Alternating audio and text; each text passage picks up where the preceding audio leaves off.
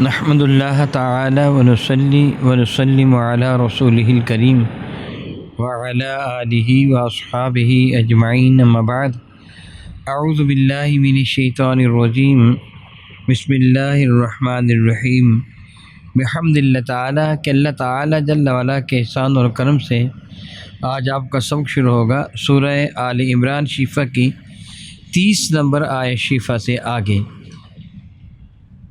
ملاحظہ کیجیے گا۔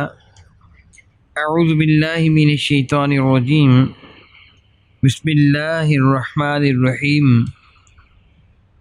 قل ان کنتم تحبون اللہ فاتبعونی یحببکم اللہ ویغفر لکم ذنوبکم واللہ غفور رحیم۔ قل یا رسول اللہ صلی اللہ تعالی وسلم آپ ارشاد فرما دیجئے ان کنتم تحبون اللہ، اے لوگو اگر تم اللہ تعالیٰ سے محبت کرتے ہو، اللہ تعالیٰ سے پیار کرتے ہو، فاتبعونی پھر تو میری اتباع کرو، میرے پیچھے پیچھے چلو، میرے فرما بردار بن جاؤ۔ یحببکم اللہ پھر تم سے اللہ تعالیٰ جل وعلا محبت فرمائے گا، ویغفر لکم ذنوبکم اور مغفرت فرما دے گا تمہارے گناہوں کی، تمہارے گناہ بھی معاف فرما دے گا۔ واللہ غفور الرحیم اور اللہ تعالیٰ جل وعلا بہت ہی معاف فرمانے والا مہربان ہے۔ مفسرین اکرام فرماتے ہیں کہ کفار مکہ نے جو حرم کعبہ میں بت نصب کر رکھے تھے اور اپنے گھروں میں بھی جو بت انہوں نے بنا رکھے تھے، جب ان سے یہ کہا جاتا کہ تم بت پرستی کر کے اللہ تعالیٰ جل وعلا کے ساتھ ان کو شریک ٹھہراتے ہو، تم ظلم کرتے ہو، اور ان شرک لظلم عظیم، شرک ایک بدترین ظلم ہے، تم بہت بڑے گناہ کے مرتکب ہوتے ہو، تو ان کا جواب عموماً یہ ہوتا ہم بتوں کو اس لیے پوجتے ہیں، اس لیے پرستش کرتے ہیں تاکہ یہ ہمیں اللہ تعالیٰ کے قریب کر دیں، ہم اللہ تعالیٰ کی محبت میں بتوں کو پوجتے ہیں۔ ان کا یہ جملہ، ان کا یہ عقیدہ، ان کا یہ خیال کفری عقیدہ تھا۔ بتوں کو اللہ کی محبت پہ نہیں پوجا جا سکتا۔ اسی طرح یہود و نصارہ کا یہ دعویٰ تھا نحن ابناء اللہ و احباء، ہم اللہ تعالیٰ کے بیٹے ہیں اور اللہ تعالیٰ کے محبوب ہیں، یہود و نصارہ کا یہ دعویٰ تھا۔ ان سب کو یہ کہا گیا کہ اگر اللہ تعالیٰ سے تم محبت کرتے ہو تو پھر اس کا صلہ یہ ہوگا، اللہ تعالیٰ سے محبت کی نشانی یہ ہوگی، دلیل یہ ہوگی کہ تم مجھ مصطفیٰ کی اتباع کرو، میرے نقش قدم پہ چلو۔ کفار کا یہ جملہ کہ ہم بتوں کو اللہ تعالیٰ کی محبت میں پوجتے ہیں بدترین جرم تھا۔ بت اللہ تعالیٰ کے دشمن ہیں۔ اللہ کے دشمنوں کو کوئی بندہ کہے کہ میں شیطان کی پرستش کرتا ہوں، پوجا کرتا ہوں تاکہ اللہ تعالیٰ راضی ہو جائے، وہ بدترین گستاخی کرتا ہے۔ بعض بیوقوفوں نے، جاہلوں نے بتوں والی ایتوں کو اللہ تعالیٰ کے برگزیدہ بندوں پہ چسپاں کر دیا۔ سیدنا ابن عباس ایسے لوگوں کو شریر ترین انسان سمجھتے تھے، گویا بدترین انسان سمجھتے تھے جو بتوں کی ایتوں کو مسلمانوں پہ چسپاں کرتے ہیں۔ بعض بیوقوف یہ کہتے ہیں کہ وہ کافر بتوں کو اس لیے مانتے تھے کہ وہ اللہ تعالیٰ کے قرب حاصل کر لیں، تم ولیوں کے اس لیے مانتے ہو کہ اللہ تعالیٰ کا قرب حاصل کر لیں۔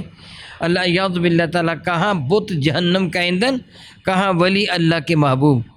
اللہ کے پیاروں کو مانا جائے گا، اللہ کے دشمنوں کو نہیں مانا جائے گا۔ میں اس کی بالکل سادہ سی مثال دے کے سمجھاتا ہوں۔ بتائیے کافر کے بت کو چومنا کیسا ہے؟ سارے بتا دو، ذرا بلند آواز سے بتا دو، کافر کے بت کو چومنا کیسا ہے؟ حجر اسود کو چومنا کیسا ہے؟ بات تو ایک ہی نہیں ہے، وہ پتھر کو چوما، وہ بھی پتھر کو چوما۔ بتائیے گنگا اور جمنا کی تعظیم کرنا کیسا ہے؟ گناہ۔ آب زمزم کی تعظیم کرنا کیسا ہے؟ عین ایمان ہے۔ وہ دونوں میں زمین و آسمان کا فرق ہے، اس کے ایک کے ساتھ تشبیہ نہیں دی جا سکتی۔ حرام حرام ہے، حلال حلال ہے۔ کتے بلے خنزیر کو بکری بھیڑ کے ساتھ نہ ملا دیجیے۔ جو حلال ہے وہ حلال ہے، جو حرام ہے جو حرام ہے۔ تو جو اللہ کے برگزیدہ ولی ہیں ان سے محبت کرنا تو اللہ تعالیٰ سے محبت کی دلیل ہے، اللہ تعالیٰ سے پیار کی دلیل ہے۔ جس طرح کہ انشاءاللہ تعالیٰ آپ آگے پڑھیں گے کہ اللہ تعالیٰ فرماتا ہے قل اطیعوا اللہ و اطیعوا الرسول، اللہ کی بھی اطاعت کرو، اللہ کے رسول کی بھی اطاعت کرو، دونوں کی اطاعت کی جائے گی۔ یہ نہیں کہ ایک کی اطاعت کی جائے گی، ایک کی اطاعت نہیں کی جائے گی، اللہ تعالیٰ کے مقابلہ میں نہیں، یہ اللہ کی اطاعت میں اطاعت ہے۔ تو رب کائنات جل وعلا نے ان کو ایک احساس دلایا کہ اے محبوب ان کو فرما دیجئے اگر تم اپنے اس دعویٰ میں سچے ہو کہ ہم اللہ سے محبت کرتے ہیں اور اللہ تعالیٰ کی محبت کی وجہ سے ہم عیسیٰ کو اور عزیر کو اللہ کے بیٹے کہتے ہیں یا ان کو مانتے ہیں، یہ تو کفر ہے۔ اگر تم محبت کرتے ہو اللہ تعالیٰ سے تو پھر مجھ مصطفیٰ کی فاتبعونی، میری اتباع کرو۔ اتباع کا لفظی معنی ہوتا ہے کسی کی پیروی کرنا، کسی کے نقش قدم پہ چلنا۔ پیروی اور نقش قدم یہ دونوں فارسی زبان کے لفظ ہیں۔ پاؤں کے نشانوں پر پاؤں رکھتے ہوئے چلنا، نشان قدم پہ چلنا، یعنی پیروی کرنا، پیروں کے نشانے پہ پیر رکھ کے چلنا، پیروی کرنا۔ قدم بہ قدم، قدموں پہ قدم رکھتے ہوئے چلنا، یہ بھی اتباع ہوتا ہے۔ جس طرح ایک آدمی کسی بھیڑ کے، کسی بکری کے، کسی جانور کے گلے میں رسی باندھ کر آگے آگے چل رہا ہو، وہ جانور اس کے پاؤں کے نشانات پر چلتا ہوا آ رہا ہو، یہ اس کی اتباع کرتا ہے۔ یہاں ایک بڑی پر لطف بات سمجھ میں آتی ہے۔ اللہ تعالیٰ نے کیا فرمایا؟ محبوب کیا کہو تو میری کیا کرو بلا؟ اتباع کرو۔ بلند آواز سے کہہ دیجئے کیا کرو؟ کیا کرو؟ اتباع کا معنی کیا ہوتا ہے؟ پیچھے پیچھے آنا، نہ بابا بن کے آگے آؤ میرے، نہ بھائی بن کے برابر آؤ، غلام بن کے میرے پیچھے پیچھے چلے جاؤ۔ کتنے پیارے اور آسان انداز میں اللہ تعالیٰ نے اپنے محبوب کی اتباع کا حکم دیا۔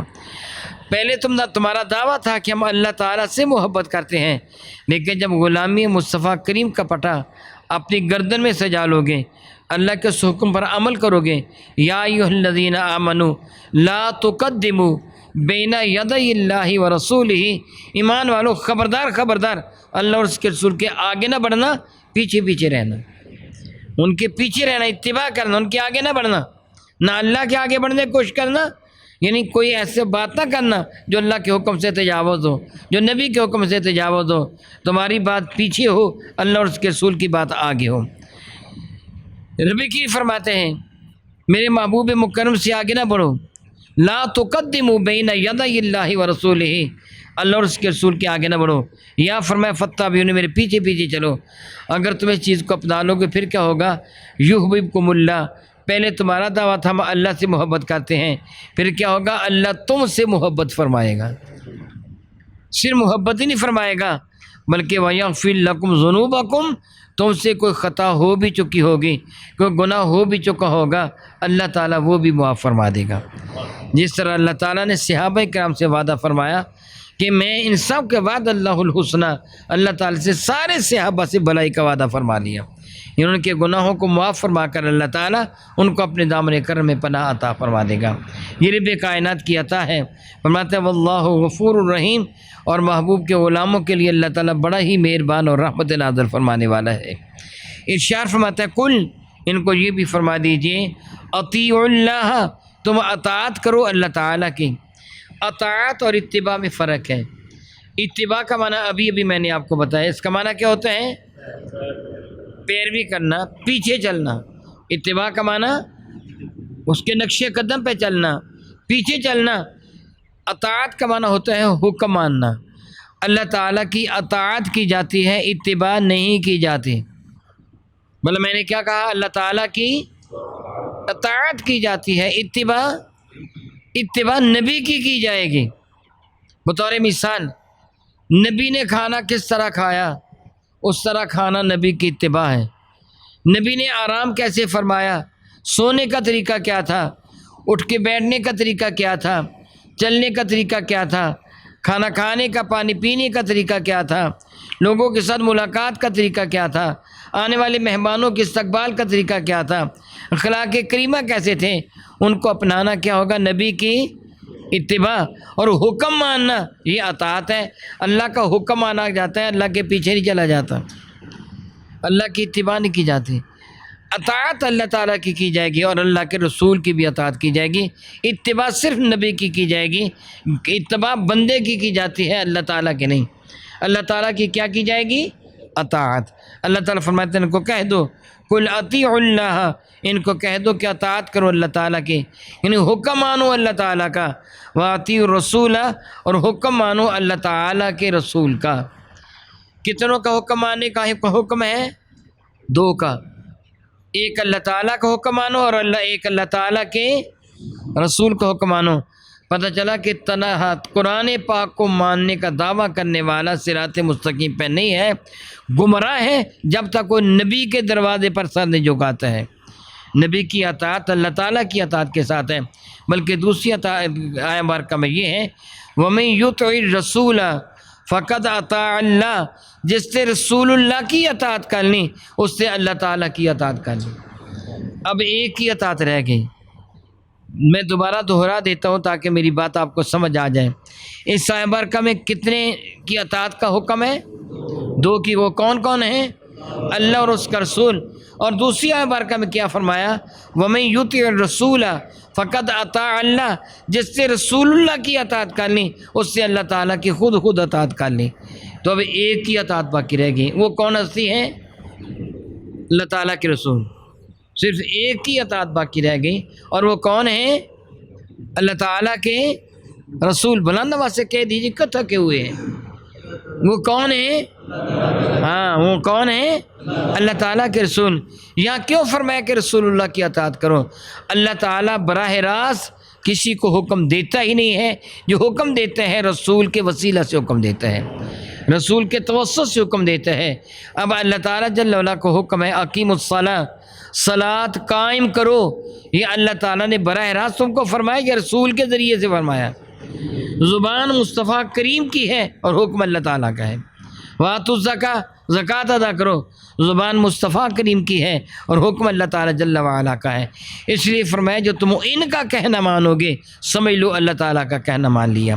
قُلْ اطیعوا اللہ وَاطیعوا الرَّسُولَ فَإِن تَوَلَّوْا، اور اگر خدا نخواستہ منہ پھیریں گے، روگردانی کریں گے، رسول اللہ کی اطاعت نہیں کریں گے، فرمانبرداری نہیں کریں گے، تو پھر ان کو بتا دو فَإِنَّ اللَّهَ لَا يُحِبُّ الْكَافِرِينَ، اللہ تعالیٰ جل وعلا کافر سے محبت فرماتا ہی نہیں ہے۔ یہاں ایک باریک انداز میں ایک بات سمجھا دی گئی ہے، جو رسول اللہ کی اتباع نہ کرے وہ کون ہے؟ کافر۔ جو حضور کا کہنا نہ مانے وہ کون ہے؟ کافر۔ کافر وہ ہے جس سے رب محبت نہیں کرتا۔ پتہ چلا رسول کا کہنا وہ مانتا ہے جس سے رب محبت فرماتا ہے۔ اللہ تعالیٰ فرماتا ہے فَإِنَّ اللَّهَ لَا يُحِبُّ الْكَافِرِينَ، اللہ تعالیٰ کافر سے محبت فرماتے نہیں، یعنی اللہ محبوب کے غلاموں سے محبت فرماتا ہے۔ فَاتَّبِعُونِی یُحْبِبْکُمُ اللَّهُ، میری اتباع کرو اللہ تم سے محبت فرمائے گا۔ ایمان والوں سے اللہ محبت فرماتا ہے، جو نبی کے نافرمان ہیں اللہ کے حضور کافر ہیں، اور اللہ تعالیٰ کافروں سے محبت نہیں فرماتا۔ سبحان اللہ تعالیٰ و بحمدہ، او کما قال اللہ تبارک و تعالی، واللہ تعالی اعلم باسرار کتابہ۔